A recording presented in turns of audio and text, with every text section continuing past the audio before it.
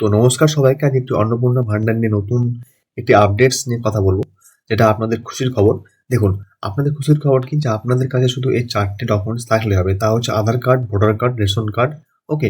বা marriage certificate যদি থাকে তো অবশ্যই দেবেন। আপনার যদি বিয়ে যদি হয়ে থাকে তো অবশ্যই ম্যারেজ সার্টিফিকেট লাগবে। আর যদি না থাকে তো কোনো ব্যাপার নেই। আর আপনার ঠিকানার প্রমাণপত্র যদি চেয়ে থাকে ম্যান্ডেটরি, তবে আপনার ম্যান্ডেটরি হচ্ছে Aadhaar card, voter card, ration card, ঠিক আছে? এখানে আপনার নাম ও পদবি একদম এক থাকা চাই।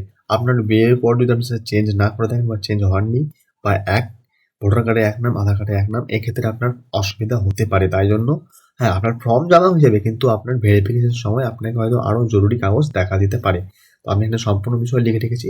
কি লিখে রেখেছি, যে ফর্ম ফিল আপ হবে। আপনি ফর্মে বর্তমানে বিয়ের বা পরের নাম বা পদবি লিখতে পারবেন, ঠিক আছে? ফর্ম ফিল আপ করতে পারবেন, সাধারণত কোনো অসুবিধা হবে না। তবে কিছু বিষয় খেয়াল রাখতে হবে। ভোটার কার্ড, রেশন কার্ড ও আধার কার্ড এর নাম বা পদবীর অমিল থাকলে ভেরিফিকেশনের সময় সমস্যা হতে পারে, ঠিক আছে? এটা অবশ্যই আপনারা মাথায় রাখবেন।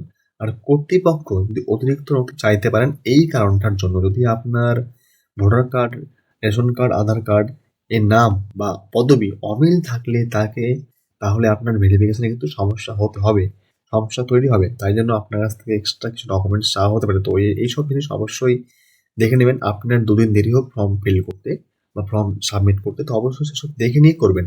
আর কি নথি বা কি মানে ডকুমেন্ট আপনার লাগবে, তা হচ্ছে আধার কার্ডে নতুন নাম সহ, ভোটার কার্ড পুরোনো নাম থাকলেও হবে, রেশন কার্ড পুরোনো নাম, ম্যারেজ সার্টিফিকেট বা বিয়ের প্রমাণপত্র কিছু থাকলেই হলো। আর এখানে গুরুত্বপূর্ণ কিছু পরামর্শ দিয়েছি। তা হচ্ছে ফর্ম জমা দেওয়ার সময় কর্তৃপক্ষের আগে থেকেই, ঠিক আছে, জানিয়ে দিন যে বিয়ের পর নাম বা পদবীর পরিবর্তন হয়েছে। অবশ্যই এটা জানিয়ে দেবেন, নাহলে কিন্তু আপনার নথিতে, যেটা আপনার যে ডকুমেন্ট আছে সেখানে আপডেট যদি না করা হয়ে থাকে তো আপনার ভেরিফিকেশনের সমস্যা হবে, ওকে? তো এখানে আরেকটা আমি লিখে রেখেছি কথা, যে নাম চেঞ্জ না থাকলেও ফর্ম ফিল আপ ও জমা দেওয়া যাবে, তবে ভেরিফিকেশনের সময় অতিরিক্ত ডকুমেন্টস আপনাকে দেখাতে হতে পারে, ওকে? তো এই জন্য আপনাদের অনেক সময় লেট হতে পারে বা আপনাদের রিজেক্ট হওয়ার সম্ভাবনা কম, ঠিক আছে? রিজেক্ট হওয়ার সম্ভাবনা কম আছে।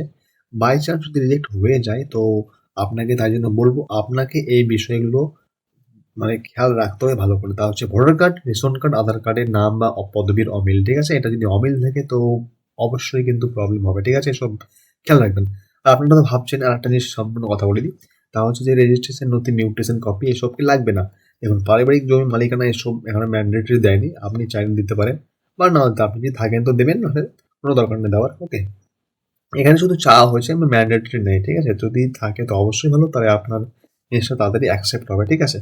আর না থাকে তো কোনো অসুবিধা নেই, আপনার লাগবে না। এটা ম্যান্ডেটরি নয় যে আপনার জমির নথি, মিউটেশন কপি আপনার লাগবেই লাগবে, এসব কিছু বলা হয়নি। এসব আপনার লাগবে না, যদি না থাকে অবশ্যই আপনাকে দেওয়ার কোনো প্রয়োজন নেই, ওকে?